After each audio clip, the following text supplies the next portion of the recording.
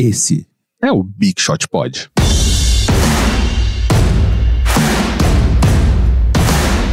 Olá, senhores! Bem-vindos a mais um episódio do Big Shot Pod, nosso 17º episódio. MM aqui falando, ao lado direito de minha pessoa, Gustavo Mantovani. Tudo bem, Gustavo? Olá, boa tarde, tudo bem? E à minha frente aqui, levemente à esquerda, Guilherme Pinheiro. Olá, amigos. E do outro lado do vidro ali, Raul Leal e Cristiano Dias. Nossos grandes gravadores e produtores. É no plural, porque aqui é assim. Tudo bem, jovens? Como é que foi a semana de vocês? Tudo bem, tudo bem. Tivemos um problema de virose com a esposa hoje. Mal sabem os ouvintes que estamos começando com atraso a gravação por causa disso. Mas ela estava medicada com remédio na veia. Tudo bem. Tudo bem. A gravação atrasando, mas o lançamento não atrasando, tá tudo bem. E com você, Gui? Tudo ótimo. A semana com crianças, ela é sempre corrida, né? Depois que você tem filhos, você valoriza retroativamente o ócio que você tinha quando você não tinha filhos, mas a experiência ainda assim é positiva, vale a pena. É cansativo, mas vale a pena. Queria agradecer aqui vocês dois. Eu voltei da África, de vez trazer presentes para os adultos, eu trouxe presente para as crianças. E vocês, quase ao mesmo tempo, me mandaram vídeos e fotos das crianças. Então, muito obrigado. Aqueceu o meu coração. O Romeuzinho agradece. Valeu a pena. Lembrando aqui, o Big Shot Pod, além de ser um podcast, já é uma rede de entretenimento digital sobre NBA. A gente tem perfis no Instagram, no Twitter, no @BigShotPod, nosso site bigshotpod.com.br e nosso e-mail bigshotpod@ampere.audio. Segue a gente lá, tem conteúdo sempre, conteúdo desde tênis até os jogos, notícias quentes. Jabazinho rápido do tênis da semana passada, a gente falou do Adidas The Kobe, que foi o penúltimo tênis do Kobe Bryant pela Adidas, e a história é bem legal, um tênis que foi inspirado, o design dele foi inspirado no Audi TT Roadster. Enfim, esse tênis da semana passada, toda quinta-feira, como eu tinha falado semana passada, vai ter conteúdo de tênis no perfil. Tem sido muito bem recebido, então, enfim, fiquem atentos lá que a gente tá no Instagram. No Instagram. Segue lá, mas o linkzinho sempre vai ali pro Twitter. E se você ouve a gente no iTunes, dá 5 estrelinhas lá, deixa um comentário. E principalmente se você tá gostando do podcast, divide com os amigos. E eu sei que tem muita gente gostando, que ontem eu fui lá na Perifacon, que foi muito legal. Parabéns a você que organiza a Perifacon e tá ouvindo aqui. Foi uma Comic Con, a primeira Comic Con de uma favela, de uma região mais pobre do Brasil. Foi lá no Capão Redondo. E algumas pessoas me reconheceram pelo podcast. Tudo bem que vieram falar depois, mas eles falaram, nossa, dei de cara com o MM. Então um abração aí pro Gabriel Cantagesso e pro Matheus Martial, Matheus Martial, que mandou uma mensagem pra gente no Twitter. E pro Daniel Pinheiro também, que mandou aquela mensagenzinha. Um abração aí pros nossos Big Shooters. E antes dos destaques iniciais, quero aqui falar de uma polêmica que ficou do episódio passado. O quê? O episódio passado foi um episódio polêmico e eu queria falar aqui, tirar uma satisfação com você, Gustavo. Por que documentário não é filme? Eu acho que é filme, mas quando tu tá fazendo um ranking de filmes, colocar um documentário nesse ranking acaba não sendo uma coisa comparável. Fica meio maçãs e laranjas, entendeu? A gente vai fazer uma lista de documentários. Vai dar pra ele vai assistir todos. A gente vai obrigar ele a assistir e falar assim, me fala que isso não é filme.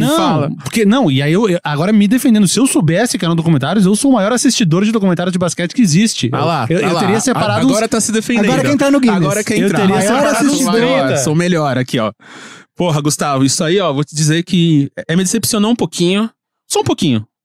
Vamos aqui fazer essa lista, então. Próxima vez a gente vai chamar um documentarista, ou se não, Forlani volta, a gente vai fazer essa lista dos melhores documentários. Eu acho que isso aí deve ser tipo uma piada recorrente dentre os formados em cinema, no caso vocês dois. Tipo na estatística, quando alguém fala a somatória, aí tu não fica... Porque não existe somatória, é o somatório. Não existe feminino. Exatamente, meias pessoas riu dessa piada que tá ouvindo esse podcast. É uma piada da faculdade.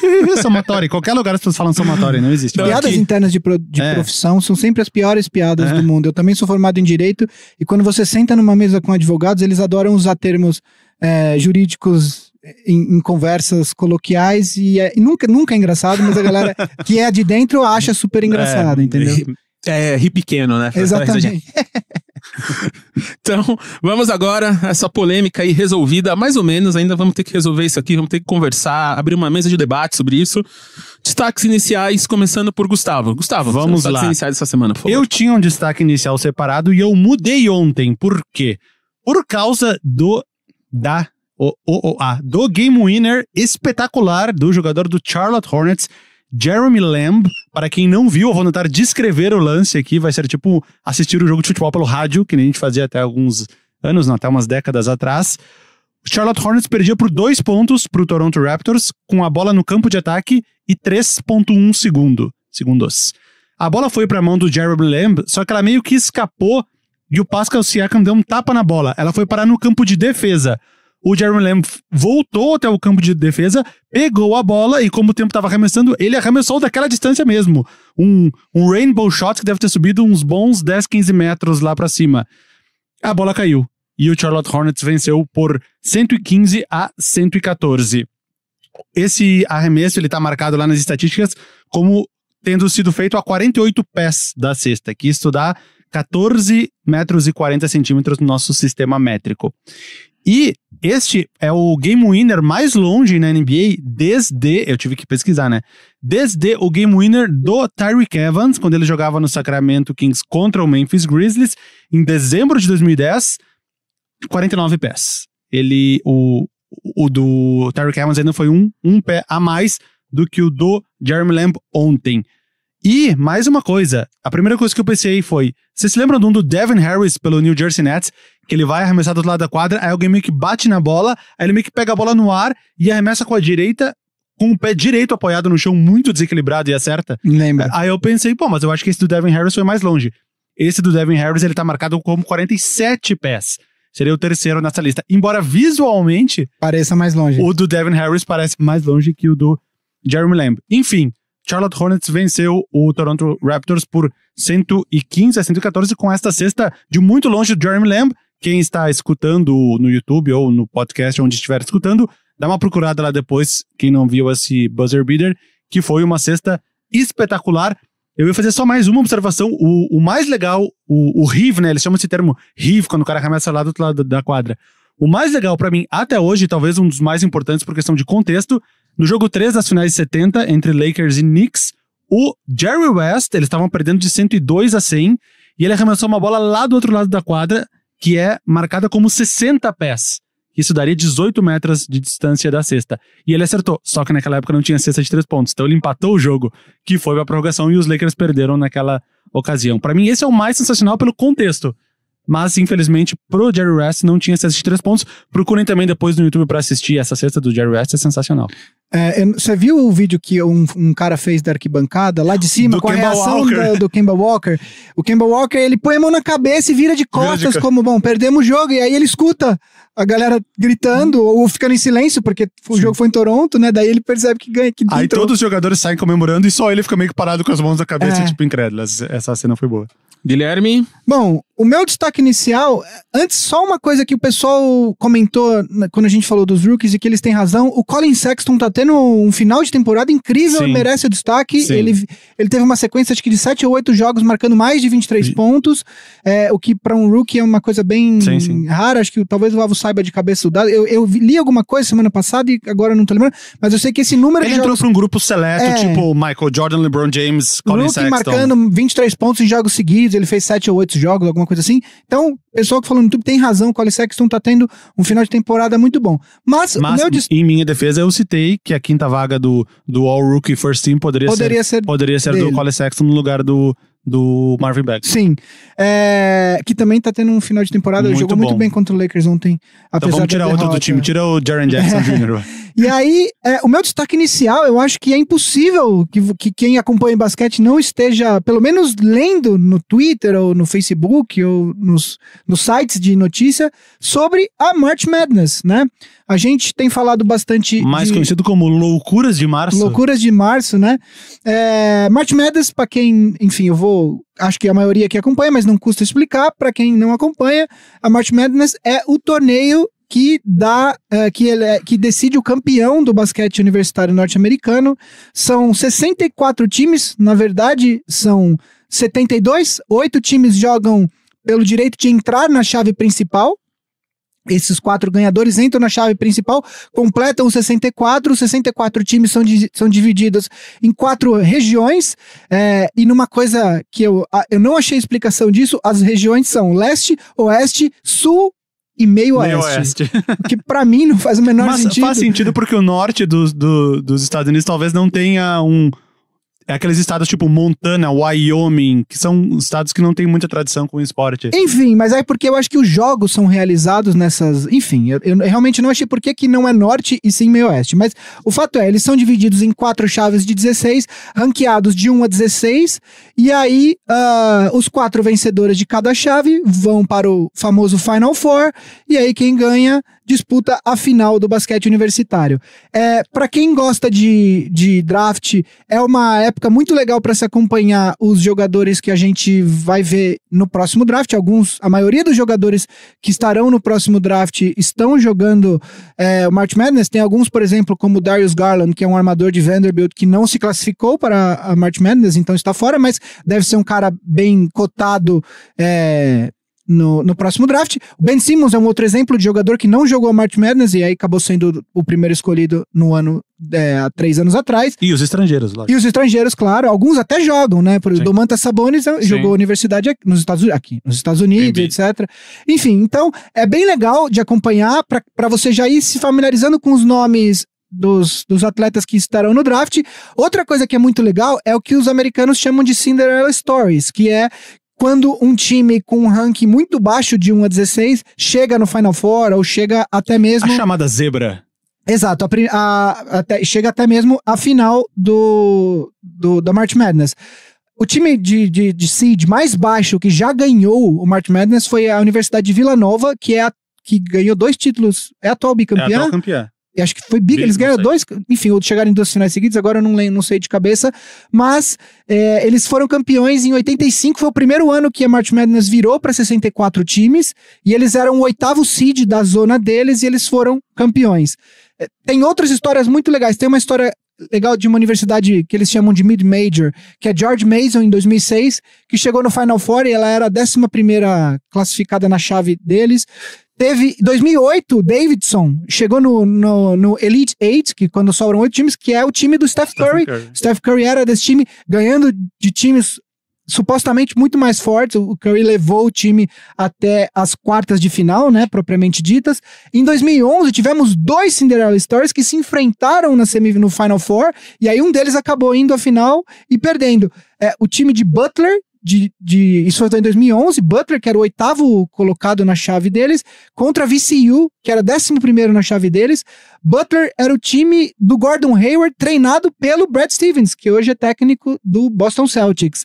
E tem uma história legal de um arremesso que ele tentou no último lance, que foi um riff, tipo a história que eu contei do Jeremy Lamb, que ele acaba... Não vou contar o final da história, procurem aí na internet. Exato. O videozinho do último arremesso do Gordon Hayward jogando pro Butler no Final Four. E aí teve também, o ano passado, teve a Universidade de Loyola Chicago, que tinha a Sister Jean, que era uma senhora, uma freira, que era meio que símbolo do time, e o time 11º na chave deles também, e chegou até o Final Four. Não chegou à final, mas fez uma campanha impressionante, chegou no Final Four. Enfim, é muito legal para quem gosta de basquete. Ontem tivemos um jogo incrível entre Duke, do nosso glorioso Zion Williamson, contra a University of Central Florida, UCF. Duke, primeiro colocado na chave deles, contra o 9º colocado. O Duke estava perdendo até faltando alguns poucos segundos. O Zion faz uma cesta, toma a falta, erra o lance livre, e aí o RJ Barrett pega o rebote, converte a cesta. Duke passa um ponto na frente, e o CF tem 2 chances incríveis, que a bola basicamente bate dentro do aro e salta. O cara arremessa a bola, bate dentro, volta, o atleta de UCF pega o rebote, mas embaixo da cesta, coloca a bola, roda dentro e sai, e Duke acaba vencendo o jogo. Foi um final incrível. Enfim, e teria sido uma zebra das grandes, né? Uma zebra imensa. 9º colocado ganhando do primeiro. Aliás, não ficou ninguém pior do que o 8º colocado agora, né? Não, temos ontem à noite, depois do jogo, teve um jogo que era California Irvine, que era 13º, contra Oregon, que era 12º. Entre eles, então, temos pelo menos um 12 ou 13, eu não vi quem ganhou, mas temos um seed bem baixo no Sweet 16, que é quando sobram 16 times. Então, É muito legal. No final do programa, um último segmento, a gente vai começar a falar todo o programa, trazer 1 ou 2 ou 3 nomes de rookies que vão ser draftados, que é pra vocês começarem a ficar familiarizados com os nomes, porque depois que a temporada acabar, a gente vai passar um bom tempo falando deles. Então, a gente vai trazer alguns nomes aí pra vocês se acostumarem, mas enfim, assistam o March Madness, que é muito legal. Então agora, entrando na nossa pauta principal, é óbvio que a gente vai falar dele, Anthony Davis no Lakers. A gente tem falado um pouco do assunto do Lakers. A gente tem falado pouco do Lakers e do Anthony Davis. Quantas pessoas será que desligaram agora, achando que era verdade? Gente, é brincadeira. A gente não vai falar do Lakers hoje. Aqui, apertou o botãozinho de avançar em 15 segundos. Aliás, só claro. Adendo. Pessoal, sempre que manda, fala do meu time, fala daquele time e tal. Como a gente tá chegando no final da temporada, é natural que a gente foque um pouco mais agora nos times que vão para os playoffs, por razões óbvias. Quando acabar a temporada, como os times que não vão para os playoffs possivelmente estão todos na parte de cima do draft, a gente vai acabar naturalmente mudando o nosso foco para esses times, porque eles vão escolher os principais jogadores desse draft. Sobre o Lakers, gente, eu prometo para vocês que se dependesse de mim, a gente não falaria do Lakers, porque foi tão desastrosa a temporada que a gente não falaria. A questão é que a maior trombada de caminhão da liga dessa temporada foi o Lakers. A gente é obrigado a falar. Agora, pronto, já resolvemos tudo que tinha pra falar de Lakers. Semana passada eu prometo que foi o fim, a gente só vai falar na próxima, prometo. Então, prometido aí, quando tiver alguma coisa acontecendo no meio do caminho, com certeza nas nossas redes sociais, @BigShotPod, você vai seguir. E como o Gui falou, a gente tá chegando no fim da temporada regular da NBA. E logo lá atrás, nos primeiros episódios, a gente reviu, depois a gente fez as nossas listas. Né, as nossas seleções, as nossas All-NBA Teams e tal.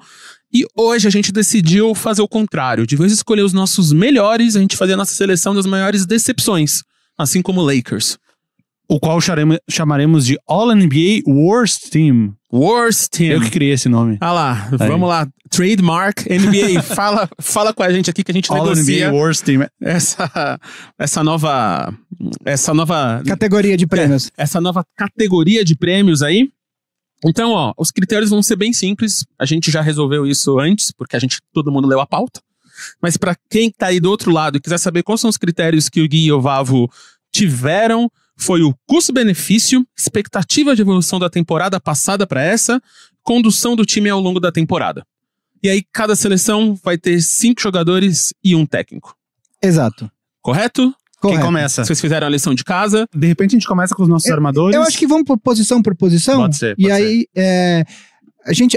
uma coisa só. A gente não tá falando de All-NBA hoje porque a gente fez uma previsão dos prêmios coisa de 2 ou 3 programas atrás e eu tava conversando com o Chris antes de começar a gravar, que eu já me arrependo de metade daqueles votos porque faltava um mês ou um pouco mais de um mês e já mudou muita coisa. A gente tinha descartado o Lou Williams pra sexto homem, agora eu já acho que ele vai ganhar. Eu acho que é impossível. O Derrick Rose parou de jogar. Exatamente. Então, eu acho que a gente vai deixar mais um tempinho, mais uma semana pra falar de All-NBA.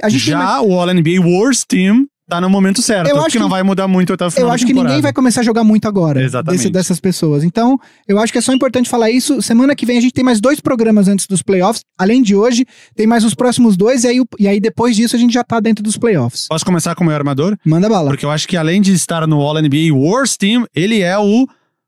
Como é que é MVP do pior? O Worst Valuable Player. Less Valuable Player. O LVP. John Wall. Concordamos. Está no teu time. John Wall, fazendo um mini resumo do John Wall nos últimos tempos. Em 2016-17, 23 pontos, 14 rebotes, 11 assistências. Ele pegou All-NBA Third Team, terceiro time da NBA. Ele vinha de 4 All-Star Games seguidos, estava numa crescente. Já era eu considerava ele um candidato potencial a talvez MVP na temporada seguinte, tão bem que ele vinha. Na temporada passada, ele perdeu metade dos jogos, exatamente, ele jogou só 41 jogos por causa de lesão. Ele chegou a ser um All-Star, porque a lesão dele foi um pouquinho antes do All-Star Game, então acho que com aquilo que ele tinha jogado, ele conseguiu pegar o All-Star Game, mas naquela altura ele já era o segundo melhor jogador do time, atrás do Bradley Beal. Ele voltou nos últimos jogos da temporada passada, nos últimos 4 ou 5, jogou os playoffs, jogou bem nos playoffs. Nos 6 jogos ele teve 26 pontos e 11 assistências e meia de média. Então entramos na temporada 18-19, ele jogou os primeiros 32 jogos, campanha desastrosa, 11 vitórias e 21 derrotas, talvez uma das grandes decepções dessa temporada, o Washington Wizards. No dia 29 de dezembro, ele se afastou do time para tratar o calcanhar esquerdo. Mas antes de ficar bom do calcanhar esquerdo, em janeiro, ele escorregou em casa e rompeu o tendão de Aquiles. E ele está programado para só voltar daqui a 12 meses, não, daqui a 10 meses, porque a gente já tá em março. Uma lesão que afasta ele por 12 meses, ou seja, um desastre de temporada do John Wall. Eu acho injusto dar esse prêmio de pior pra alguém que se machucou, mas no caso específico dele, onde ele não vinha fazendo uma boa temporada, ele não ia ser um All-Star, mesmo que ele não tivesse se machucado. Ele se machucou no calcanhar, mas conseguiu ter uma lesão em casa gravíssima, que é a do calcanhar. Eu acho que não é só o que aconteceu em quadra, porque se você olhar para os números dele em quadra, eu anotei aqui, ele média de mais de 20 pontos, 20.7, 8.7 assistências e 3,6 rebotes. Não são números necessariamente ruins. Eu acho que o problema com o John Wall é de atitude. A gente teve aquela foto célebre do treinamento dos atletas que querem jogar a Olimpíada em 2020, onde ele tá claramente gordo, fora de forma. Depois ele deu uma entrevista falando que ele é adulto e que se ele quiser sair, ele sai mesmo. E o que é verdade. Agora, quando você é um atleta profissional, o mínimo que se espera de um atleta profissional é que ele cuide do corpo, porque é o principal instrumento de trabalho dele. Por mais que a cabeça dele seja boa, se o corpo não performar, ele não vai conseguir jogar bem. E ele, simplesmente, a sensação que dá é que ele não vem tomando os cuidados necessários para prolongar a carreira dele, né? Além disso, teve um treinamento também que teve problema dele com o Scott Brooks e o Bradley Beal falando que tava... Acho que o termo que ele falou, I'm tired of this shit. Alguma coisa assim, tipo, cansei dessa zona e tal. Enfim, não é só o que a gente tá vendo em quadra. São problemas de cuidar do corpo, são problemas de relacionamento com o elenco e com a comissão técnica. E talvez não sei se tu ia falar isso, que talvez seja um problema pra franquia no curto, médio prazo.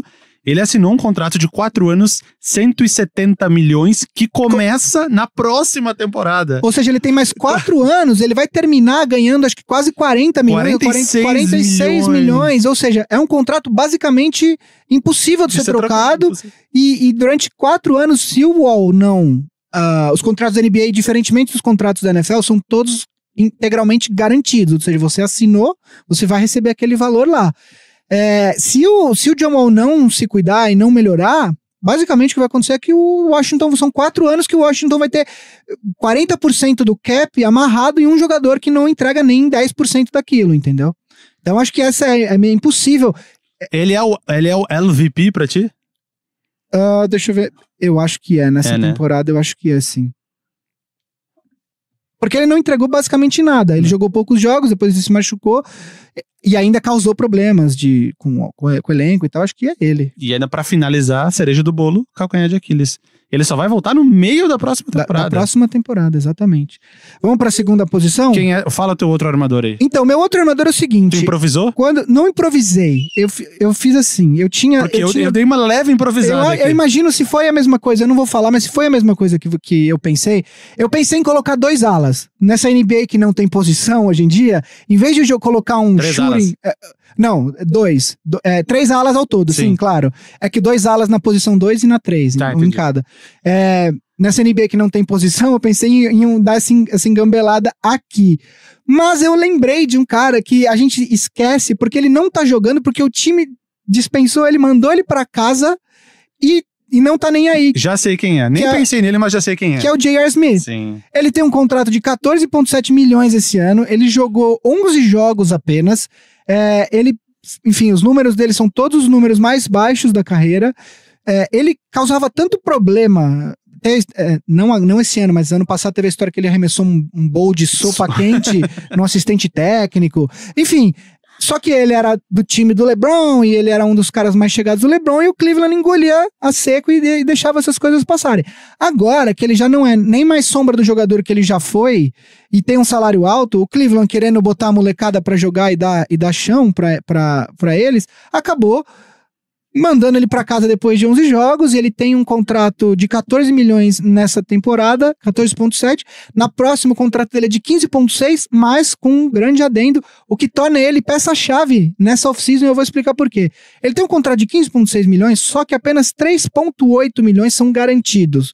Ou seja, um time que, por exemplo, de repente gostaria de fazer uma troca por algum atleta como o nosso muso Anthony Davis, e já citamos Anthony Davis aqui, então já pode arriscar. Um time como Miami Heat pode trocar, por exemplo, pelo J.R. Smith, cortar ele porque o Heat no cap é muito pequeno e ganhar esse cap de espaço para de repente acomodar um atleta com um salário maior. Então, apesar dele ser um dos times de maiores exceções por conta de tudo que aconteceu, o contrato dele é muito importante porque pode se tornar chave para que algum time que hoje não tem espaço no seu cap acabe adquirindo um atleta como Anthony Davis, por exemplo. Bom, o meu shooting guard, eu tomei a liberdade de colocar ele de shooting guard, ele sempre foi um small forward, até que nessa temporada, após a saída do Jimmy Butler, abriu a vaga de shooting guard no time, e o Andrew Wiggins tem jogado nessa posição alguns jogos. Ultimamente tem jogado o Josh Okogie, começado como shooting guard a maioria do tempo. O Robert Covington se machucou, então ficou meio que uma bagunça ali no Minnesota. Eu escolhi o Andrew Wiggins porque... Que é o meu ala. Já vou avisando, ele então, é o meu ala. Por motivos talvez óbvios de quem acompanha a NBA. É um jogador que a gente espera que ele evolua a cada temporada. Ele tem sido uma decepção no quesito evolução. Se fosse carnaval, ele ganhava. Ele está evoluindo. Nas últimas 2 temporadas, estatisticamente, os números dele têm piorado. Vou falar da estatística dele aqui. A eficiência dele tá qual é o contrário de pico? Vale. Sim. Tá no pior momento possível. 40% de field goals, 33% de... 40% de field goal, o pior da carreira dele. 33% de 3 pontos, o pior desde o segundo ano dele, só que com o agravante que no segundo ano ele arremessava pouco. Hoje ele arremessa quase 5 bolas de 3 por jogo. 33% é abaixo da média da NBA. 69% de lances livres. Ele é um cara que força muito a falta, deveria, no mínimo, estar arremessando bem lances livres. 69% de lances livres. Ele é um cara que eu falei que não fica melhor. Além de tudo, ele assinou... Dizem que ele se acomodou, talvez um exemplo parecido com o do John Wall. Ele assinou o contrato máximo de 5 anos com o Minnesota. Esse ano, 18-19, é o primeiro dele. Eu não anotei a soma total, quanto é que dá. Mas 25 milhões esse ano, 27, 29, 31 e 33 milhões. É até 2023 e 2024. 2022 e 2023 tá aqui. 5 temporadas, essa e mais 4. E 33,3 milhões na última. Então, mais um exemplo parecido com o do John Wall. Se ele não resolver querer jogar pra fazer valer esse dinheiro, se ele ficar nesse lugar que parece ele tá meio da acomodação, recebe ali, arremessa aqueles long twos. E ele parece muito desinteressado, eu acho, né? Eu acho que defensivamente ele não é um atleta... É engraçado porque ele tem... Estaria no meu All Defensive Worst Team ele também. Ele tem todo o pacote atlético, né? Ele é um atleta, um espécime raro, em tese. Ele deveria ser um defensor absurdo, enfim, ele deveria tirar vantagem desse porte físico dele pra conseguir mais pontos, mas enfim, rebotes, etc. E ele não faz isso, ele parece um pouco desinteressado. Eu acho que o Minnesota, esse contrato vai atrapalhar bastante o futuro do Minnesota, principalmente porque você tem um Anthony Towns que tá tendo uma temporada absurda, e aí a ideia é que você construa em cima de um atleta como o Towns, só que você vai ter um cara amarrando o cap com um salário alto, que é o Wiggins. Seria uma situação parecida, lembra no meio dos anos 2000, não pelo mesmo motivo, mas o Minnesota meio que desperdiçou os melhores anos do Kevin Garnett, porque eles perderam a pique durante 5 anos, né? Porque eles foram punidos, porque tentaram fazer uma gambiarra nos salários do Joe Smith, pagando um salário muito baixo, prometendo um salário mais alto depois. A NBA descobriu tudo, tava tentando burlar as regras do cap space, e eles perderam 5 anos de draft, de primeira rodada do draft. Então talvez tem que cuidar para esse mesmo período que eles não perderam no ápice do Kevin Garnett, não seja perdido no ápice do Karl Anthony Towns também. Bom, como a gente acabou falando do meu ala, fala o teu ala agora. Que eu acho que vai ser o cara que eu ia colocar os dois juntos, mas vai lá. Eu vou falar um dos meus, pode ser meio polêmico, mas eu tenho um motivo pra falar dele, tenho justificativas. Gordon Hayward. O meu. Eu ia tirar o J.R. Smith, mas daí eu lembrei dele, daí eu ia colocar o Wiggins e o Hayward. Bom, falamos de Gordon Hayward, depois eu vou falar do meu último ala, então fala do Hayward. Do Hayward.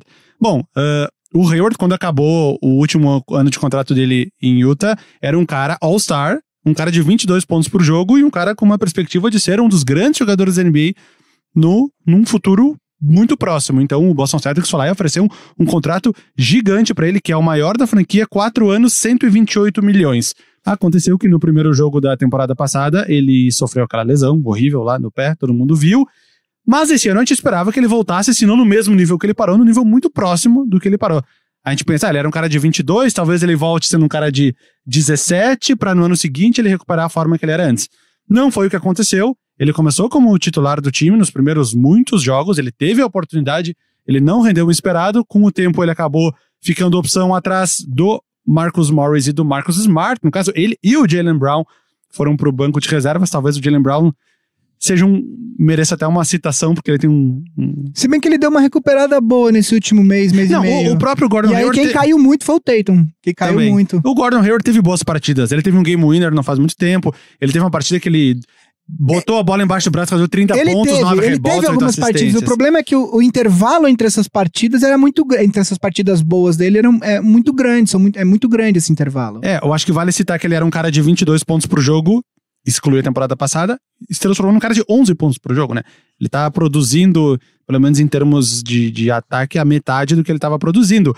E tem a lesão dele, lógico que tem a lesão, isso influenciou, com certeza influenciou, mas a gente já viu vários casos de jogadores com lesões parecidas, se é que se pode dizer assim, que deram a volta por cima e voltaram até melhores.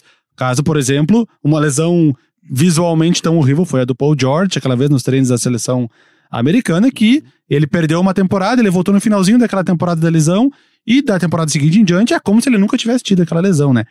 Então, talvez eu tenha esperado um pouco mais do Gordon Hayward, porque eu peguei o Paul George como exemplo, mas enfim, talvez seja só uma questão de tempo até ele se Sabe recuperar. Que lugar? Eu acho que é importante ter um cara como o Hayward no time, porque o Boston Celtics, de certa forma, também é uma das grandes decepções, e uma coisa que eu li ontem em algum tweet que passou na minha tele, sabe que lugar o Boston seria no Oeste? Fora dos playoffs? Nono. Estaria em nono, estaria fora dos playoffs, seja o quinto no Leste e seria o nono no Oeste. Então o último ala, pra finalizar. O meu vai ser polêmico. Talvez tu tenha se esquecido. Falta um ala teu? Porque o meu time é o J.R. Smith e o Andrew Wiggins. O seu é Wiggins e Hayward. Então agora a gente vai pro Power Forward, em tese, Power o 4. Forward. Beleza. Carmelo Anthony. Não tá no meu. O meu vai ser mais polêmico. Vamos lá. Carmelo Anthony, todos sabem, foi para o Houston Rockets com uma esperança, talvez, de substituir ali o Trevor Ariza numa função mais ataque do que defesa. Jogou 10 jogos, chegou a começar 2 como titular, no período que o Harden estava machucado. Tentaram o Carmelo Anthony ali para desovar um pouco a bola no ataque. Eficiência péssima. 40% nos field goals, 33% nos 3 pontos, 68% nos lance livres, muito parecido com o do Andrew Wiggins, só 1% de lance livre inferior. Nunca foi o forte do Carmelo Anthony, uma eficiência muito alta, ele sempre foi um cara de muito mais volume do que eficiência. Nesse sistema de jogo do Rockets, um Carmelo Anthony que tem volume não serve, que ele não vai pegar a bola da mão do Harden e do Chris Paul pra finalizar a maioria dos ataques. O Rockets percebeu isso bem cedo, já afastou ele bem no início da temporada, que nem eu falei, depois de 10 jogos, ficou segurando ele pra tentar conseguir alguma coisa em troca. Depois de muito tempo, trocou ele pro Chicago Bulls, por uma escolha de segundo round, se não me engano. Uhum. E ficou a piada, né? Porque o Carmelo Anthony, entre o OKC e o Rockets, ele foi do Atlanta Hawks, mas não jogou nenhuma partida. E depois do Rockets, ele foi do Chicago Bulls. Eu acho que ele ainda é, talvez, do Chicago Bulls, ou já foi dispensado? Não, acho que foi dispensado. E também não jogou nenhuma partida. Até porque ele ficou negociando com Los Angeles Lakers. E acontece que o Lakers não vai aos playoffs, aí não valia mais. Cogitaram ir pros Lakers, mas eu acho que talvez o Carmelo quisesse um time que ele pudesse disputar playoffs, título, enfim. Talvez por isso ele tenha desistido dos Lakers. Por isso, por ter sido possivelmente a última temporada da carreira dele na NBA, então meu outro ala é o Carmelo Anthony. Então, o meu ala vai ser, eu acho que vai ser um pouco polêmico, mas eu vou explicar. Eu tinha escrito aqui Kevin Love, porque ele tem um contrato muito alto, porque ele fez 18 jogos na temporada até agora. Ele jogou as 4 primeiras, ficou um tempão afastado e voltou recentemente. Enfim, mas ele se machucou e ele não é um cara que causa problemas, pelo contrário, ele é um cara que... Acho que serve aquele exemplo que eu falei no início, né? Talvez não valha justificar com uma lesão. E eu acho que também pela atitude dele, mesmo nos anos de LeBron James, quando ele tinha problemas de ansiedade por conta de toda a pressão, ele deu uma entrevista há um tempo atrás e ele falava, olha, é difícil, é pesado, é pressão, mas vale. eu fui campeão da NBA, então ele é um cara que não tumultua o ambiente. Então, aí pensando aqui com os meus botões, a gente começou a falar em decepção, no conceito de decepção, não necessariamente de pior, mas de decepção.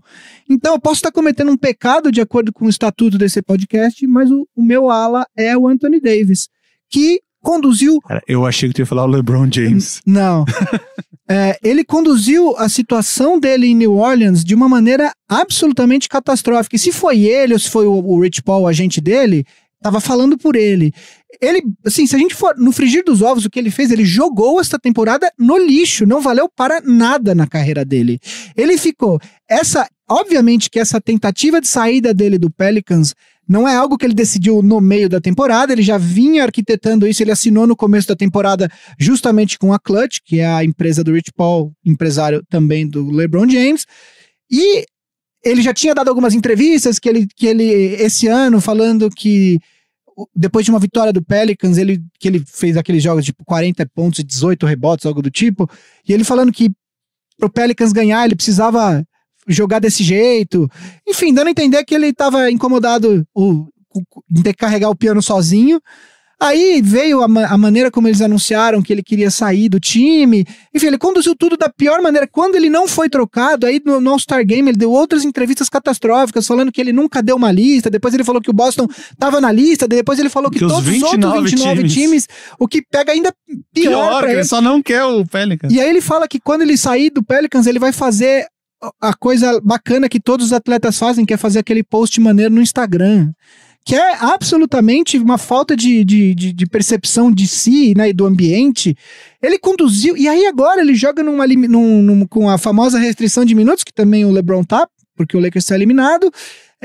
Cara, tem jogos que ele joga 15 minutos, não joga o último período inteiro. Basicamente, ele não se machucou essa temporada de ficar fora, mas, cara, não valeu pra nada. E aí, se a gente for olhar no conceito de decepção mesmo, é um dos melhores atletas da liga, tá aí no top 5, top 7, aí vai depender, obviamente, da análise pessoal de cada um, mas ele jogou essa temporada fora e não valeu pra nada. Então, sob esse ponto de vista, se a gente tá falando das decepções, pra mim, o meu ala nesse time é o Anthony Davis, meu ala pivô.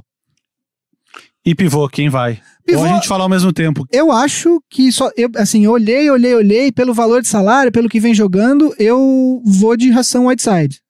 Eu falei pra gente falar ao mesmo tempo, teria sido mais divertido. Não, assim, não tem muito o que... O Hassan Whiteside é um jogador que há 10, 12 anos atrás seria ótimo, um cara que pega muitos rebotes, não se preocupa tanto em fazer muitos pontos, acaba fazendo os dele, mas não é um cara... Enfim, ele é um cara que ajudaria muito e tal...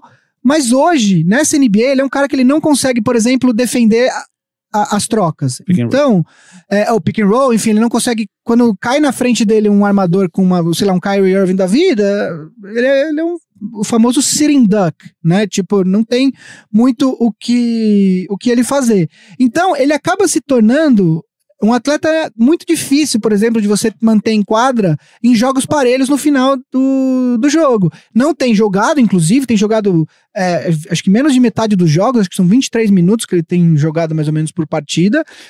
Os números dele... Eu anotei aqui, ó, que ele começou a titular a temporada, os últimos 11 jogos ele foi pro banco pro Bam Adebayo. Sim, mas mesmo antes ele não tem jogado os minutos, em jogos parelhos, os últimos minutos ele não vinha jogando. Desde os playoffs da temporada passada contra os Sixers, que ele não conseguia fazer justamente a função defensiva. Exatamente, e além de tudo tem umas outras coisas, assim, ele é um cara que ele gosta de dar aquela incrementada nos stats dele, aí, sabe, força a barra pegando uns rebotes que de repente não iam pra ele. Eu anotei aqui, teve um grande jogo dele, numericamente falando, se é que a gente pode dizer assim. Eu lembro que eu tava acompanhando a rodada e eu vi que ele tava muito próximo de um triple-double e eu assisti o final do jogo pra ver se ele ia conseguir. Um jogo contra o San Antonio, numa vitória do Miami, 29 pontos, 20 rebotes e 9 tocos. Só que essa contagem de tocos, ela começou muito cedo. Eu acho que no intervalo, eu não anotei aqui, se não me engano, ele tinha 7 no intervalo, deu 8º no terceiro quarto, então ficou naquela expectativa de conseguir mais 10 tocos, mas ele não conseguiu, mas ele tem 3 triple-doubles com tocos na carreira. Então, e aí, além de tudo, ele tem uma opção de 27 milhões pra temporada que vem, porque ele obviamente vai pegar, jamais porque conseguiria ele não vai chegar nem próximo, a não ser que alguém ofereça um contrato tipo 2 anos e 40 milhões pra ele, o que eu também acho que ninguém vai fazer. Então... Talvez pra dar aquela torrada de cap space, tipo o Bulls com o Jabari Parker, foi 2 anos, 40 milhões. Mas também no mesmo esquema, o último ano não era inteiro garantido. Era team option. E eu acho que não era inteiro garantido, tinha umas coisas assim. Mas enfim, o ponto é que eu acho que o pivô, eu olhei bastante e não vi nenhum outro pivô que merecesse. Não, eu fui convicto. Pensei no DeAndre Jordan também, que também tava fazendo meio que esse negócio de incrementar os stats, brigando com gente do próprio time pra conseguir rebotes, etc. Mas eu acho que o Hassan Whiteside é o cara. Eu anotei aqui também que desses 11 jogos que ele veio do banco, os últimos 11, em 2 deles, ele só jogou 5 minutos. Ou seja, nem útil mais ele vem sendo para o time tanto quanto ele era antes. Um cara que já liderou a NBA em tocos com 3.7 por jogo, né? Foi o ano que ele conseguiu esse contrato. Sim. De 4 anos, 98 milhões. E agora, o técnico? Bom, o técnico... Eu confesso que eu não consegui escolher um técnico usando a mesma premissa que eu escolhi os jogadores. Eu não consegui escolher um técnico convicto no qual eu conseguiria defender a minha escolha. Eu consigo. Luke Walton. Luke Walton? Eu pensei nele, mas eu não sei até onde a culpa é dele. Eu vou explicar. Não, então, a culpa, isso tá anotado aqui que eu ia falar, como eu já disse, enfim, vocês já sabem a posição, a culpa não é só dele, a culpa, aliás, em toda a lista, tem uma hierarquia da culpa no Lakers, ele pra mim é um dos últimos, mas ele tem culpa. Eu acho que ele usou rotações, ele errou bastante nas rotações ao longo da temporada. Eu acho que o Luke Walton vai ser um grande técnico, não sei se é um grande técnico, mas pode vir a ser um bom técnico. Infelizmente isso não vai acontecer no Lakers, mas eu acho que ele apostou muito nos veteranos, quando o Lakers ainda tinha chance, ficar jogando o Rondo 30 minutos, 35 minutos, quando o Rondo nem se esforça na defesa. O pessoal fala do LeBron, o Rondo Menezes, ele nem aparece na imagem quando na defesa.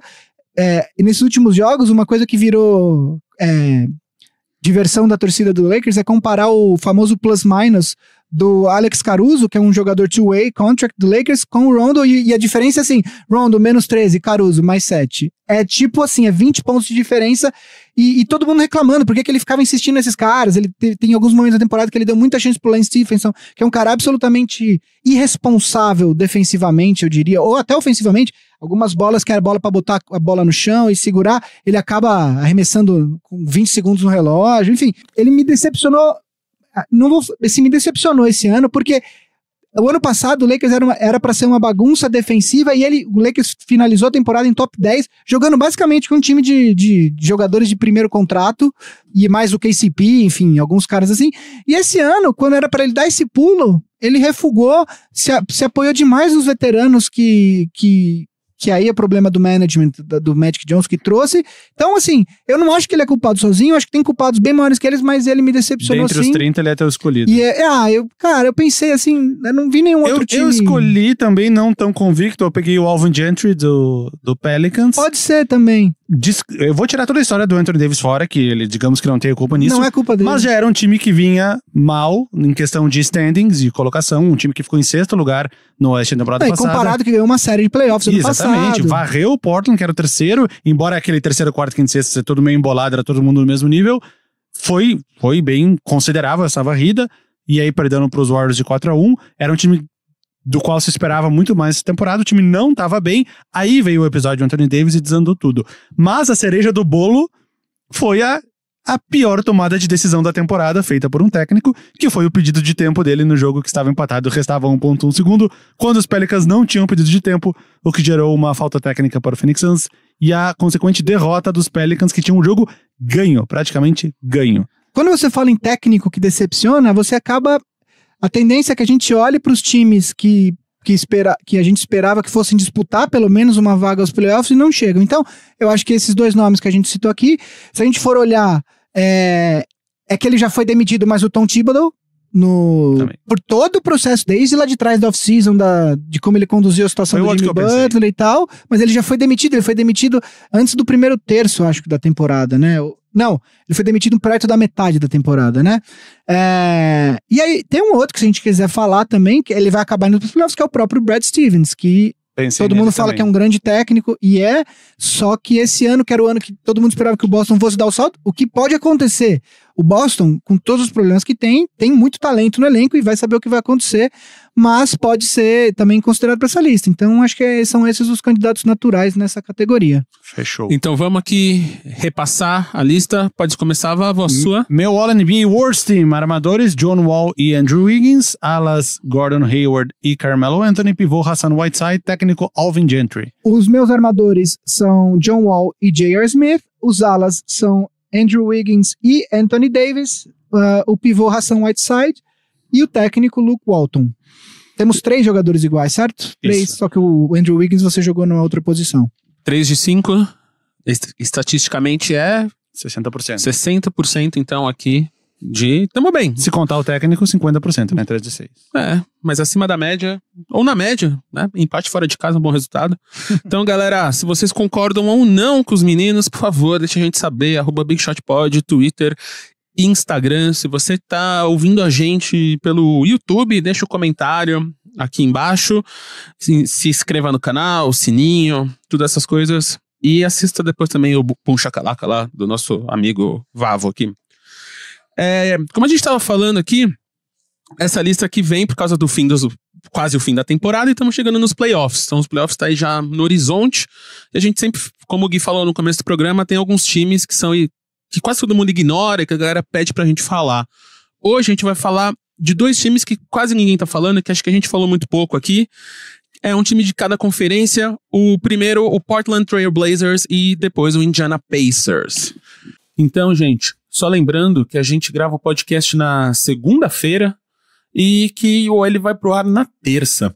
Então, o que a gente tá falando aqui pode mudar. Alguém pode se machucar feio, alguém pode perder feio, alguém pode ganhar bonito.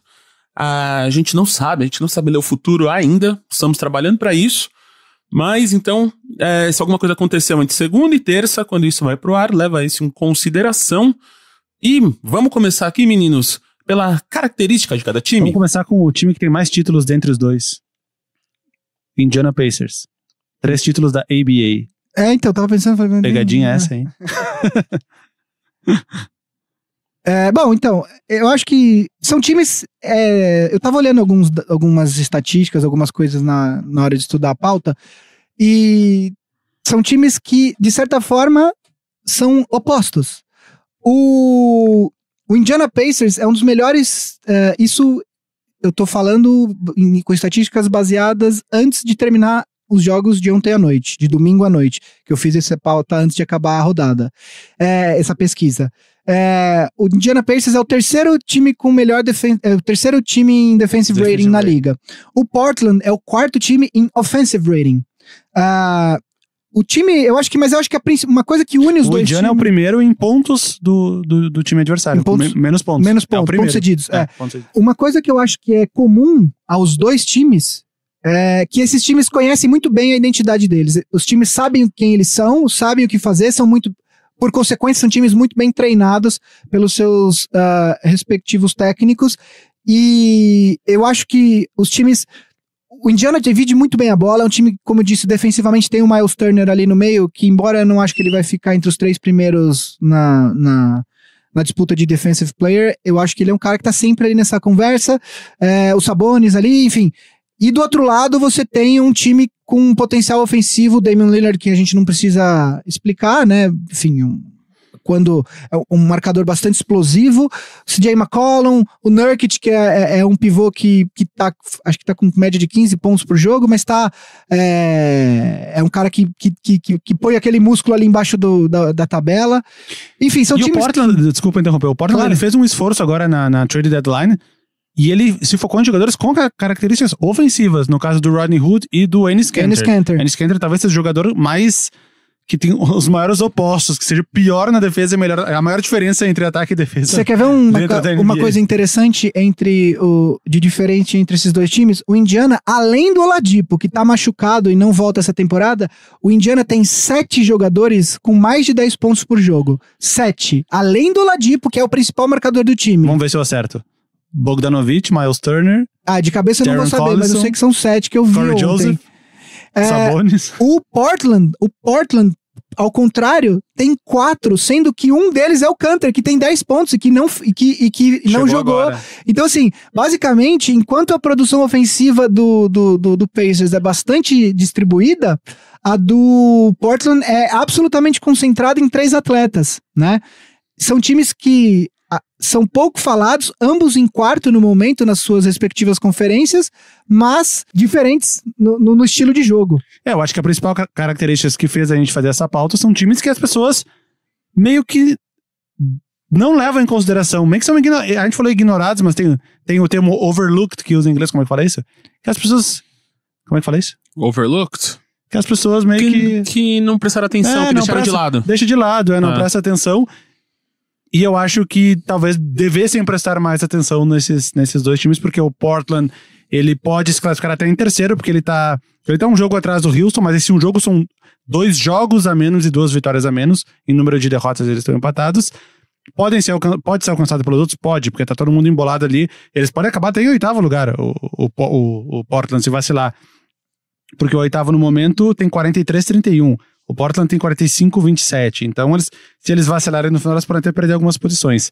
Mas, nesse momento, os 2 estão na 4ª colocação. O Indiana, eu não acredito que ele vai ser ultrapassado pelo Boston. A gente bate naquela tecla desse. E agora, só porque você falou, isso vai acontecer, você sabe, né? Eu também acho que... Mas agora abriu 2 jogos. Abriu 2 do Boston e tá 2 atrás do Philadelphia. Então, como restam...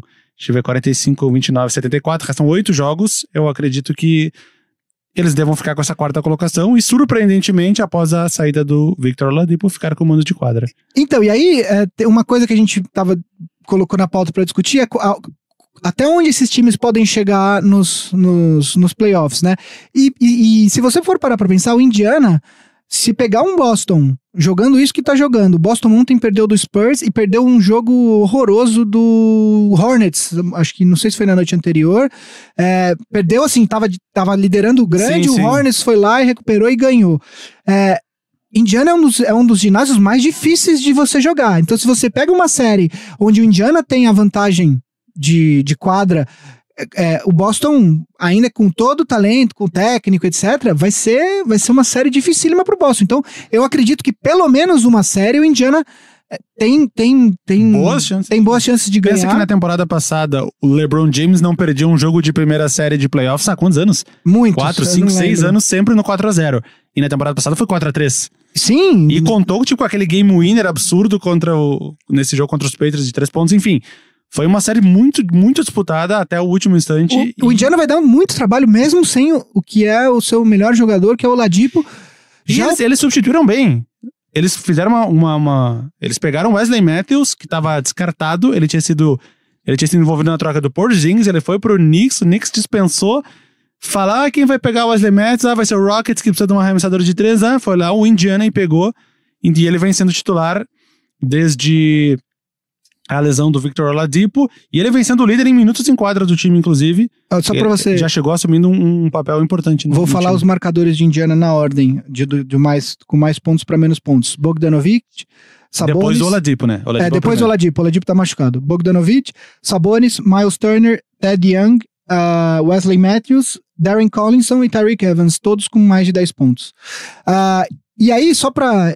Eu falei Corey Joseph, eu errei quando eu tava chutando aí. Exato, e aí, só pra amarrar o Indiana, esse jogo coletivo do time e essa defesa sufocante que o Indiana pode exercer, são coisas são armas que em playoffs são muito, muito, muito importantes. Às vezes, mais do que talento individual. Sempre lembrando, né, aquele velho ditado, ataques ganham jogos, defesas ganham campeonatos. Que já provaram que nem é tão verdade, mas, sim. Mas é um ditado da NBA.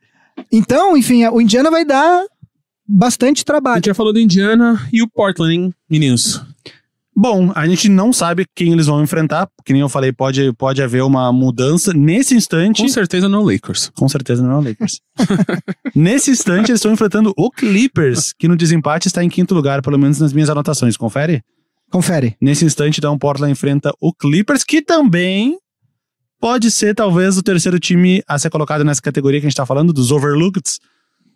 O Clippers fazia até sentido, na verdade, né, no começo da temporada. Vou falar aqui, fui eu que sugeri pra gente falar do Indiana e do Portland.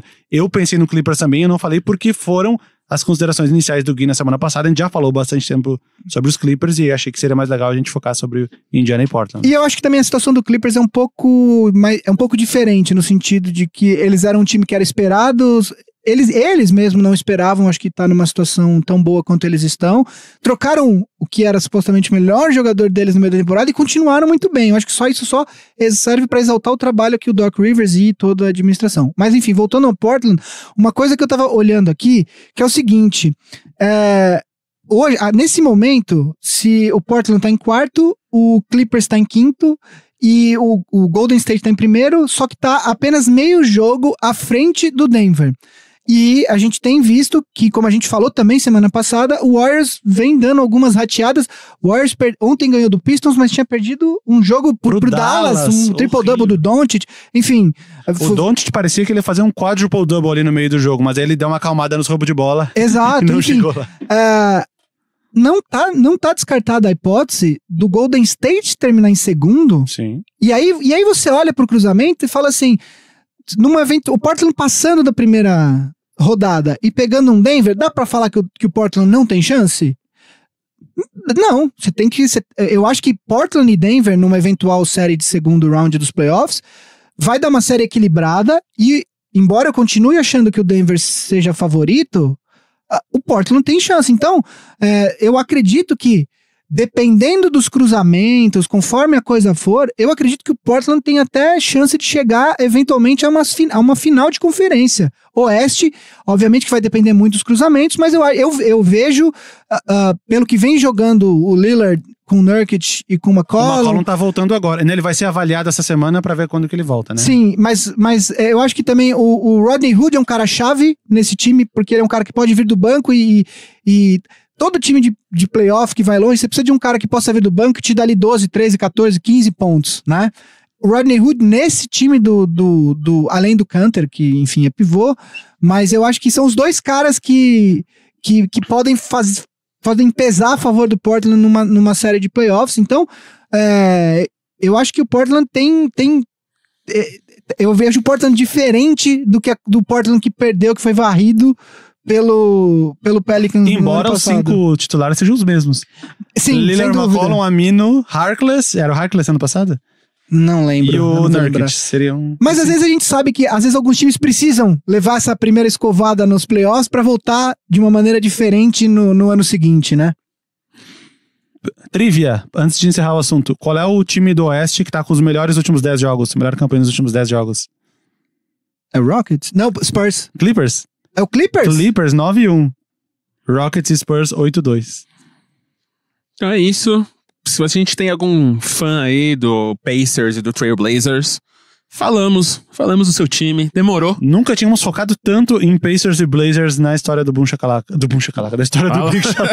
A gente sempre fala em passando, eu acho que o Blazers foi um destaque inicial em algum episódio, lá pelo episódio 8 ou 9, lá atrás. Mas, então aqui... Mas sim, dessa vez a gente falou com maior propriedade, acredito. Que a gente tá aqui, a gente vai fazer uma gravação, pode falar? Gravação especial que vai ter? Lógico. Então vai ter uma gravação especial aqui do Boom Shakalaka, o já famoso Big Shot Laka, que vai sair aí logo depois. Então o Vavo vai gravar com o Gui. Já era pra ter saído esse vídeo. Já era pra ter saído o vídeo, tempo. Então por isso é que a gente tá falando bastante. Será uma bateria de perguntas ultra difíceis sobre o time dele, sobre o Los Angeles Lakers. É por isso que hoje a gente tá falando bastante do Boom Shakalaka. Fazer ele passar vergonha. Assiste lá também. E é isso, então falamos aí. Se você tem algum time que você segue, que a gente não fala muito, manda pra gente. Que aí a gente tenta falar até o fim da temporada regular. Senão a gente pode fazer uma análise aí depois que acabar playoff e tal, olhar pra trás, como foram os times. A gente tenta falar de todos, mas como eu disse no começo do programa, agora é mais natural que a gente acabe falando mais desses times que vão pros playoffs, mas quando acaba a temporada o jogo vira, porque os times que não foram pros playoffs estão lá em cima aí tem do draft. E aí você que tenham trocado a sua escolha. Tipo, acho que não Celtics é o caso. E Brooklyn foi não é o caso últimos, dessa temporada. Mas... Esse ano acho que não tem. Então, como o Gui falou lá no começo como o Gui falou lá no começo do episódio, a gente acabou de citar aqui, a gente tá acabando, vai ter o draft logo mais, e agora, exatamente agora a gente tá no meio do March Madness, que é o campeonato estudantil ali das faculdades, como o Gui já havia supracitado nesse episódio. É mesmo, né? Um campeonato estudantil, nunca parei pra pensar nisso. É, um episódio estudantil. O cara acaba o jogo, vai lá estudar pra prova. Supostamente. E teve até a treta, né, da galera que comprou pros filhos as entradas nas faculdades, e eles entravam pelos esportes. E normalmente os esportes, tipo badminton, que as escolas têm uma seleção, mas os atores compravam ali. E basquete era o único que conseguia, porque basquete especificamente a galera tem que ter o look de basquete. Badminton e, né, remo, tanto faz. Mas a galera entrou, então os caras estão nas escolas, estão ali jogando. Mas logo mais, que vários deles, a partir da próxima temporada, a partir do segundo semestre, já vão estar na NBA. Então é legal a gente já começar a conhecer nossos futuros ídolos. As futuras carinhas que vão estar lá na quadra. Então vamos começar aqui falando de alguns nomes. Hoje a gente trouxe alguns para vocês aqui. E acho que Guilherme Pinheiro pode fazer aí essa introdução desses primeiros nomes dos futuros draftados aí para NBA. Bom, há alguns programas atrás, acredito que foi na edição 14 ou 13 do Big Shot Pod, eu trouxe 5 nomes que eu só falei ali en passant pra já ir porque a gente fala muito do Zion Williamson, né? Que joga em Duke, etc. Eu quis trazer mais uns 5 nomes pra galera já ir se acostumando. Então eu falei do Ja Morant, falei do RJ Barrett, que é companheiro de equipe do Zion Williamson. Nossa, eu ia falar Corliss Williamson. Lembra do Corliss Williamson? Jogador da década de 90, 2000. Eu ia falar do Corliss Williamson. Pois é. E aí eu falei também do Cam Reddish, que também é de Duke, Nasir Little, North Carolina, e do Romeo Langford, que é de Indiana, que, se eu não me engano, também não... O Romeo Langford, acho que também não está no March Madness dessa temporada, não tenho certeza disso. Eu vou falar agora de 2 jogadores que jogaram esse fim de semana. Acho que foi ontem. Não, um foi ontem e o outro foi anteontem. O primeiro atleta que eu gostaria de falar é um atleta que é um dos que eu mais gosto nesse próximo draft. Só que por conta da idade dele, ele tem 22 anos, vai fazer 23 antes do começo da próxima temporada da NBA. Ele é um cara que tá um pouco mais baixo nos boards aí que o pessoal especializado em draft fala. Ele veio de San Jose State para Gonzaga, ele fez os 2 primeiros anos em San Jose State, e aí, pelas regras do esporte universitário, ele tem que fazer, quando ele transfere de uma faculdade para outra, isso tem várias regras e várias especificidades, etc., mas ele fez o que eles chamam de redshirt year. Ele já era da Universidade de Gonzaga, só que ele não podia jogar, então ele está jogando agora o 4º ano dele de faculdade, que é o Brandon Clark, é um ala pivô de Gonzaga. Ele tem 6 pés e 8 polegadas de altura, então ele não é um ala pivô muito grande, só que ele é um cara muito versátil defensivamente. Ele tem uma característica muito legal, um dado muito interessante sobre essa temporada dele, é que ele tem mais tocos do que arremessos errados na temporada. O que é uma coisa muito rara de se fazer. No jogo passado, que ele jogou no sábado, Gonzaga, não lembro quem que Gonzaga bateu, ele fez 35 pontos e 5 tocos no jogo, que se ele fizesse mais um ponto, ele ia ser o cara que mais fez essa estatística na história de Gonzaga. Ele é um cara que é um dos caras que dependendo se o Lakers ficar onde deve ficar ali, 9º, 10º no draft, é um dos caras que eu acho que o Lakers poderia considerar, porque ele é um jogador que vai ajudar imediatamente, por conta da toda a maturidade, de já vai ter 23 anos quando a temporada começar. Ele é um cara que vai entrar e ajudar imediatamente um time, ou qualquer time que ele for. Não vai ser um projeto, um jogador que os times draftam muito novos para desenvolver, e aí o cara só vai render de repente no 2º, 3º, às vezes até 4º ano. Então é um cara muito interessante a se ficar de olho. E um outro cara que jogou ontem à noite, acho que foi o último jogo da rodada de ontem, é o Jarrett Culver, armador da Universidade de Texas Tech. Ele tem 20 anos, já fez 20 anos esse ano. Ele tem, nos 2 primeiros jogos da March Madness, ele tem médias de 22,5 pontos, 9 rebotes e 6 assistências. Ele tem um jogo de mid-range muito forte. Obviamente que seria melhor se esse jogo de mid-range dele se estendesse um pouco até para fora da linha dos 3 pontos, que isso ia tornar ele um jogador muito mais completo, vai tornar ele um jogador muito mais completo se ele chegar à NBA. E além disso, como os números dele mostram, ele é um cara muito bom passador, para a posição dele, pelo tamanho dele, ele é um cara que também é muito bom nos rebotes. Também deve ser um cara draftado aí na loteria, né? Entre os 14 primeiros times, as 14 primeiras escolhas do draft. Bom, eu vou fazer minha primeira observação, ele já foi citado pelo Gui na temporada passada, é o Ja Morant. Eu assisti o jogo antes eu devo fazer, acho que uma introdução que eu não sou um cara que acompanha basquete universitário historicamente, de assistir todos os jogos, todos os Final Four, mas eu sei de história. Eu contei a história do Gordon Hayward lá em Butler. Eu lembro de algumas coisas e eu assisti alguns jogos. Eu assisti Murray State e Marquette, o jogo já perdi o dia, foi o penúltimo jogo de Murray State. Foi o jogo que eles ganharam, O jogo que eles ganharam. Eu nunca tinha visto ele jogar um jogo completo e eu fiquei extremamente admirado com o basquete dele. Eu sabia que ele já estava sendo cotado para ser... ultimamente ele estava sendo cotado para ser o terceiro escolhido no draft, atrás do Zion Williamson e do R.J. Barrett. E ele jogou muito bem nesse jogo. Ele conseguiu um triple-double que nos torneios da NCAA, nos torneios March Madness, não acontecia desde o Draymond Green em 2012. Ele conseguiu No basquete universitário, em geral, o triple-double é uma estatística muito mais difícil de acontecer, por causa dos minutos. São 40 minutos contra 48 da NBA. No caso, os jogadores da NBA têm 20% a mais do tempo pra jogar. Eu até calculei que o triple-double dele, que foi 16 pontos, 11 rebotes e 16 assistências, viraria, em proporções de NBA, um triple-double de 20 pontos, 13 rebotes e 19 assistências, que não é um triple-double que a gente vê toda hora na NBA. Inclusive, a gente vê quase nunca na NBA. Triple-double gordo, né? Triple-double gordo. E visualmente, no eye test, dá pra ver que ele é um cara muito, muito inteligente. Eu vi muitas pessoas comparando ele ao Russell Westbrook pela explosão. Os dois são armadores, os dois são mais ou menos da mesma altura. Os dois têm muita explosão, mas eu acho que as pessoas... Uma coisa que tem muito diferente entre os dois é que na hora da decisão, o Russell Westbrook costuma não tomar decisões muito boas.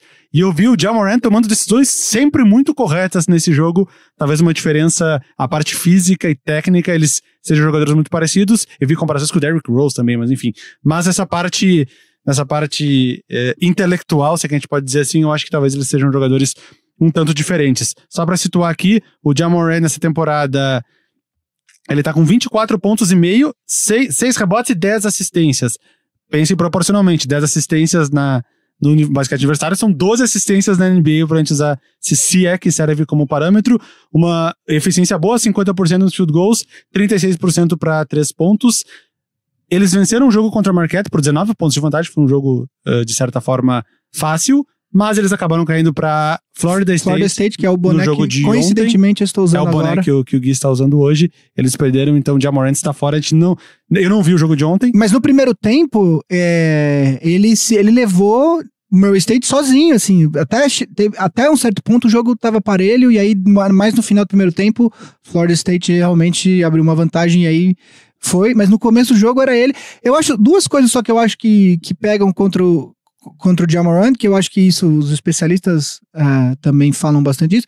Um é que ele é um cara ele vai precisar ganhar bastante massa muscular, ele pesa 170 pounds, eu vi. 80 e poucos quilos. E para aguentar o tranco de atletas da NBA, ele vai precisar ganhar um pouco de peso, e inclusive uma das coisas que quando você olha pro Westbrook, o Westbrook é bem forte, e o Ja Morant ainda tá bem longe, mas isso é normal, ele tem 19, 20 anos, enfim, ele vai ganhar esse peso naturalmente. E ele realmente tem momentos em que ele absolutamente se abstém de jogar na defesa, assim, de verdade, assim, ele aquela frase que a gente citou ele agora, hoje, que o Bulls assinou por 20 milhões. Jabari Parker falou que ele não sou pago pra jogar na defesa. É que em tese o Ja Morant não é pago porque ele joga na universidade, mas a sensação em alguns jogos dele no caso é que dele tá certo. Ele realmente não se empenha muito na defesa, mas também eu acho que não é nada que é impossível de resolver, ele vai desenvolver isso. No dia seguinte eu entrei em vídeos no YouTube procurando os famosos mesa redonda, que a gente chama aqui no Brasil, que é da ESPN, enfim, pra ver o que estavam falando dele. E eu até me surpreendi, porque eu vi várias pessoas falando, já colocando ele como um top 2, inclusive alguns jornalistas defendendo que ele poderia, dependendo do time que pegar a primeira colocação, que talvez ele pudesse ser uma melhor escolha até do que o Zion Williamson. Não sei se eu concordo, mas eu acho que isso mostra a euforia que se criou no Ja Morant depois do jogo. O hype cresceu muito em torno dele depois do jogo. Talvez seja algo ali de momento, ali na emoção eles tenham falado, mas... Eu acho que, só pra encerrar, eu acho que quando o cara fala agora que o Ja Morant pode ser o primeiro a ser escolhido, é jornalista querendo ser... Polêmico pra ganhar clique, no caso não foi ele, mas tipo, assim... Então, outro jogador que eu ia citar, que não é nem um prospecto pra NBA, eu queria falar da curiosidade do Taco Fall, que eu vi também o jogo ontem entre Central Florida e Duke. Porque ele é um cara que eu já ouço falar nele há bastante tempo, mas mais por vídeos de YouTube, assim. Vejam este jogador que tem 7 pés e 6 polegadas, que dá o quê? 2,28 m, 2,29 m. Ele tem futuro, ele pode ser um jogador da NBA. Eu nunca tinha visto ele jogar, e ontem eu vi ele jogar. E me surpreendeu, porque ele joga muito melhor do que eu pensava. E aí eu fiquei pensando, será que ele tem chance de ser draftado? Ele tem espaço nessa NBA atual? Aí eu mandei uma mensagem para o Rodrigo Lazzarini, do Live College BR, que é uma entidade de conhecimento sobre basquete universitário. E eu perguntei para ele que existe alguma chance do Tacko Fall ser escolhido por alguém da NBA nesse draft? Ele respondeu, não, undrafted. Porque é um sênior, né? Ele tá no quarto ano, e ele falou, ele só se destacou um pouco mais essa temporada porque a equipe foi bem. Isso chamou um pouco de atenção, aí a equipe chegou mais longe, ele conseguiu números um pouco mais altos, que causam um impacto pra gente, que gera curiosidade nas pessoas. Mas, segundo ele, não é um jogador que pode ser um prospecto para a NBA, mas enfim, de repente é um jogador que pode jogar overseas, que eles falam, né, em outros países, lá, e aí, enfim, sobreviver do basquete, ganhar uma grana boa, mas talvez não para a NBA, talvez pra D-League. Ou talvez pros anos 90. Tá, quero só dar uma informação aqui, o Marcelo já tá falando o sinal pra eu correr, mas é uma coisa importante. O Didi Lousada, Didi do Franca. Hoje, foi anunciado que ele foi convidado para participar do Nike Hoop Summit, que é um evento que coloca os melhores atletas do ensino médio da América do Norte contra os melhores jogadores de basquete do mundo, que tem 19 anos ou menos, e a partida vai ser dia 12 de abril, agora. E os últimos 9 jogadores escolhidos em primeiro lugar no draft da NBA jogaram no Nike Hoop Summit. Então, o Didi já começa o processo para ser observado. Ainda não se sabe se ele vai entrar nesse draft. Eu acho que ele não vai entrar, mas eu não tenho nenhuma informação, impressão minha. Mas ele já começa o processo para ser observado. Então, legal, temos mais um brasileiro com potencial de chegar na NBA. Então é isso. Falamos aí do draft. A gente tá analisando aí até coisas que a gente pode fazer com os nossos big shooters, né? Tipo, desde Fantasy Leagues até que são um draft nosso aqui. A gente vai avisar vocês, se vocês interessarem também, manda um oi aqui, se vocês se interessariam em participar dessas brincadeiras aí com a gente. Por enquanto, não valendo nada, a não ser o nosso amor, carinho, afeto e dedicação de fazer um podcast semanal pra vocês aí. Então, falando em big shooters, a gente recebe perguntas, bastante perguntas, o carinho da torcida, e a gente recebeu algumas aqui que nosso querido Guilherme Pinheiro vai ler pra gente e eles vão responder. Gui, por favor. Bom, vamos lá. No pique aqui, citando o Roberto Avalone, que infelizmente nos deixou há uns 15 dias atrás, a gente ia responder essas perguntas na semana passada, o programa ficou longo, então a gente deixou essas perguntas pra cá. A gente recebeu via Instagram, @Jokic do Povo, o nome dele é Diogo, mas ele usa essa arroba no Instagram. Diogokic. E ele deixou duas perguntas legais. Ele falou assim, nos últimos meses, mesmo que a gente esteja brigando ele é torcedor do Denver Nuggets, como insinuou o nome do perfil dele no Instagram.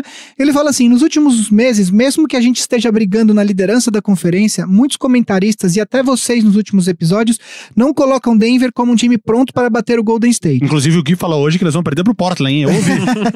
E como um torcedor realista, eu entendo os argumentos. Vocês acham que o fator experiência é a única coisa que ainda trava esse time ou tem mais algum problema? Vavo Mantovani, a palavra é sua. Olha, eu acho que a principal coisa, antes de tudo isso, é o grande equilíbrio que tem na Conferência Oeste. O Denver Nuggets vencer uma Conferência Oeste e chegar às finais da NBA significa que eles têm que eliminar 3 grandes times da NBA, porque os 8 times da Conferência Oeste serão grandes times, que talvez um time como os Warriors ou o Rockets tenha mais, entre aspas, facilidade de derrotar. O Denver Nuggets teria um trabalho, talvez assim, muito melhor. Essa parte da experiência conta. O Nuggets não... Desses jogadores do elenco do Denver Nuggets, se não me engano, salvo engano, apenas o Paul Millsap tem experiência em playoffs, da época que ele era do o Isaiah, mas enfim, o Isaiah mal joga, né? Bom, o Isaiah Thomas também. Mas Jokic, os principais jogadores do time, fora o Millsap, o Jokic, o Jamal Murray, Gary Harris, Will Barton, Malik Beasley, Monte Morris, nenhum desses jogadores, o Mason Plumlee tem experiência? Talvez da época mas não como Portland. Protagonista, enfim. Enfim, pesa, com certeza. Talvez esse ano seja o ano que foi do Portland Trail Blazers na temporada passada, o ano de apanhar pra chegar mais forte na próxima temporada. Mas eu vejo o Nuggets com chance, sim, inclusive boas chances de chegar a uma possível final de conferência, principalmente se eles ficarem em primeiro e Warriors em segundo e Rockets em terceiro. E Rockets se matam no segundo round. O Warriors e Rockets se enfrentariam antes da final da conferência, que aconteceu na temporada passada, e os Nuggets teriam o caminho, entre aspas, facilitado até as finais da conferência. Eu acho que basicamente é isso, assim, todo time que é campeão pela primeira vez, existe um momento que você fala assim, antes de eu acreditar nesse time, eu preciso ver eles fazerem. Muitos desses times sempre têm temporadas anteriores, às vezes não necessariamente imediatamente anteriores, que acontece esse processo de molhar o pé, de chegar nos playoffs e aí entender que a intensidade aumenta, só que quando o time se adapta, já foi e perdeu a série, e aí acaba não conseguindo o título, não avançando na série. Pelo basquete que vem sendo apresentado, eu coloco o Nuggets, obviamente, entre os favoritos da Conferência Oeste. Eu seria leviano aqui se eu falasse que não é. Agora, tem isso, a gente precisa ver. Esse time não foi testado. A intensidade nos playoffs é diferente. As rotações diminuem. Você tem times com rotações de 9, 10 jogadores durante a temporada regular, que nos playoffs entram com rotações de 8, às vezes até 7. O Warriors teve alguma final que eu não lembro que chegou a jogar 7 jogadores. O Rockets jogou com 6 contra os Warriors na temporada passada, salvo acho que 1 minuto do Gerald Green, de resto foram 6 jogadores. Então, a coisa muda muito de figura nos playoffs. Eu acho que sim, o principal fator pra gente não apostar no Nuggets é sim experiência. Mas tem chance? Óbvio que tem. Pelo que apresentou a temporada inteira, eu acredito que tem chance sim. E aí, já emendando a segunda pergunta que ele fez, que é, essa free agency tende a ser a mais agitada dos últimos anos. Se não for, qual foi? Eu vou começar respondendo essa free agency tem sim a chance de ser agitada, não, vai ser agitada, e existem alguns fatores específicos para isso. Primeiro que você vai ter muitos jogadores livres no mercado, como o Kawhi Leonard, como o Kyrie Irving. Você tem, por exemplo, o Al Horford, tem uma opção dele que ele pode não fazer e ser free agent. Klay Thompson, você tem Klay Thompson, Kemba Walker, Jimmy Butler. Você tem muitos jogadores considerados ali em top 20 da NBA, DeMarcus Cousins, que vão ser free agents, então, e muita gente com cap para assinar pelo menos com um desses caras. Você tem o Knicks com cap para 2, o Clippers com cap para 2, o Lakers com cap para mais um. Enfim, alguém vai dançar nesse jogo. Então, esse é um fator. Além disso, existe o fato também que a free agency do ano que vem, o Kevin Durant vai ser free agent, né? Enfim, achei que tinha falado nele. São muitos jogadores com K, né? Lembra que é tudo com K. Além disso, a free agency do ano que vem, os nomes que vão estar disponíveis não são dos mais...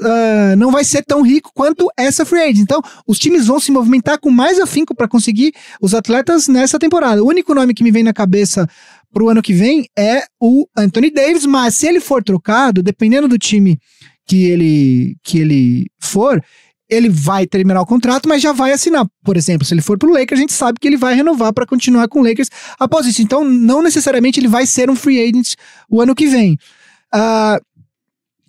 Vai ser justamente quando os times vão acabar os contratos horrendos dados na free agency de 2016, quando o cap deu aquele spike pelo acordo novo de televisão, o cap aumentou muito, que foi o que possibilitou o Warriors a conseguir o Kevin Durant, porque em condições normais o Warriors jamais teria chance de adquirir. E que foi o que possibilitou jogadores como o Joakim Noah a ganhar muito dinheiro. Timofey Mozgov, Luol Deng, enfim, Evan Turner, muitos contratos ruins naquele, acho que Allen Crabbe também um contrato. Bismack Biyombo.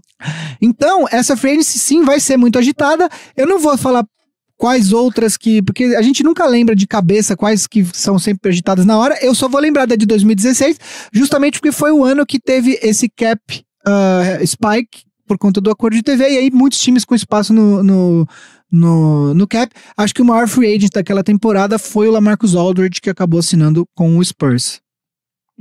Então, acho que o Vavo olhou pra mim e falou, você já falou tudo, não deixou falar, e acho que é isso. Então, se você é assim como Jokovic, Jokic do povo, tem aí sua dúvida, quer que a gente responda, manda pra gente. Logo mais aí também a temporada tá acabando, a gente vai poder fazer um episódio só de perguntas e respostas. Nesse meio do caminho, manda aí pra gente a sua pergunta, a sua dúvida.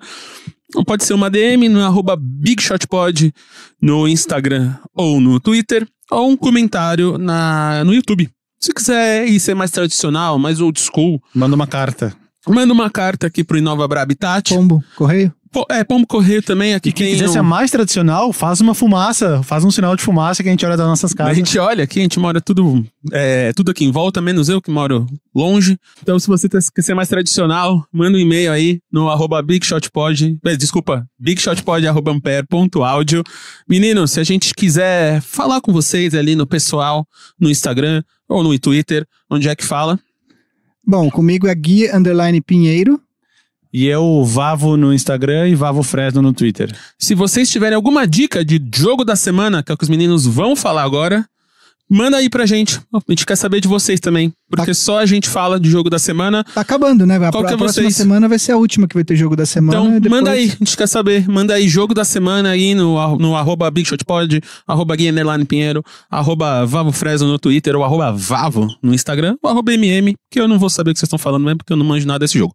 Então vamos lá, Gui. Seu jogo da semana. Diferentemente da semana passada, que quando eu citei, o Marcel me chamou primeiro pra falar o jogo, eu acabei citando o jogo que o Vavo falaria. Que foi um baita de um jogo. Foi mesmo. Escolhe bem. Eu vou citar 2 jogos, na verdade, e eu vou explicar por quê. A única coisa que ainda falta se definir dentro dos playoffs é a classificação de alguns times. No Oeste, aparentemente está tudo resolvido, os 8, falta só definir a classificação. Mas a parte de baixo, do 6º até o 10º colocado do Leste, tá muito parelho. O Brooklyn Nets, o Detroit tá meio jogo atrás do Brooklyn Nets, que é o 6º. E aí depois, Miami Heat, Orlando Magic e Charlotte Hornets, todos separados com um jogo de diferença entre um e outro.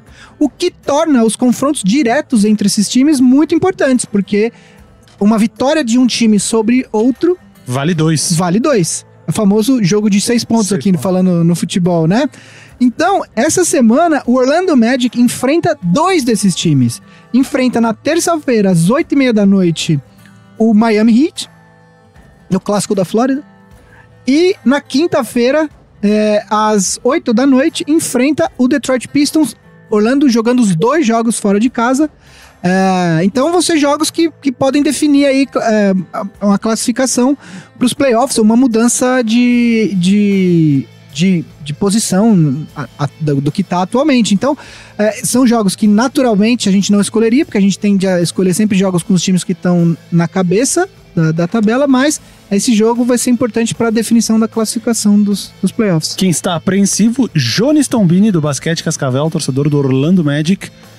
Deve estar nervoso aí nessa expectativa de volta aos playoffs depois de um certo tempo. Então, torcedores do Orlando Magic. O meu jogo também é da Conferência Leste, também é um confronto direto, mas que nem a gente citou, o duelo entre o 4º e o 5º colocado, nesse momento, Indiana Pacers e Boston Celtics, que também é o jogo de 6 pontos. Se o Boston Celtics, que joga em casa, vence o Indiana Pacers, ele tira um jogo completo dessa diferença. Esse jogo é na sexta-feira, dia 29, às 8 horas da noite do nosso horário de Brasília. Pacers at Celtics. Cara, e ninguém vai citar Rockets e Milwaukee, a disputa dos 2 caras que estão disputando o prêmio de MVP. Só pra falar que tem isso essa semana também. Existe disputa ainda? Achei que o Harden já tinha ganhado. Tá lá, polêmico, mas é verdade, o Harden tá mandando... Só pra citar, o meu jogo da semana passada foi Rockets e Spurs, foi o jogo que o Harden acabou com o jogo, fez 61 pontos, fez uma sequência de 13 pontos seguidos no final do jogo e venceu o jogo pro Rockets. Não, o Harden tava jogando muito mesmo esse jogo. Pode não parecer, mas eu ando assistindo jogos. Então tá aí, talvez fazer um quiz comigo no fim da temporada. Harden, destro ou canhoto? Ambidestro. Chuta com a direita e com a esquerda. É tipo o Pelé, né? Você fala, destro ou canhoto? É tipo a mulher do Myers Leonard do Portland. Ele postou um vídeo hoje da mulher dele arremessando, metendo muita bola seguida, tipo, sei lá, 8, 10 seguidas, um arremesso com cada mão. Um de direita, um de esquerda. Um de direita, um de esquerda. Meu. A mulher do Myers Leonard é a pessoa melhor ambidestra no basquete. Procurem esse vídeo no Twitter. Acho que foi ele mesmo que publicou, alguém retweetou e eu vi. Tá lá, então é isso. Já falamos nossas arrobas pessoais. Lembrando, Big Shot Pod. Então a gente quer ouvir o seu jogo da semana, da última semana da temporada regular. Qual jogo você assistiria? Ou o duelo que você tá mais interessado em ver aí pra resolver. Pode ser pelo MVP, pode ser pelo Harden, pelo LeBron chorando que não vai pros playoffs. Vamos lá, a gente quer saber de vocês. Então, @BigShotPod, qualquer rede. bigshotpod@ampere.audio, no e-mail bigshotpod.com.br. A gente é um podcast da rede Ampere de podcasts. O já famoso, ranqueado, o podcast de destaque em todas as outras redes, no Spotify, no Apple Podcast, Boa Noite Internet, do ídolo Cris Dias, e o Família Feminista, que também tá muito incrível aí, todo mundo deve ouvir, homens, mulheres, trans, todo mundo no meio do caminho. Então, por favor, ouçam, que todo mundo aprende um pouquinho e faz esse mundo melhor. E a gente é gravado, como sempre, nos estúdios em Nova Bra Habitat, pelo fofo luxo do Raul Leal. Ah, esse sorrisinho é irresistível, a gente derrete. Então, gente, a gente fica aí até a próxima semana, última semana da temporada regular da NBA. E aí começa playoffs, aí o bicho vai pegar. Até mais. Abraço.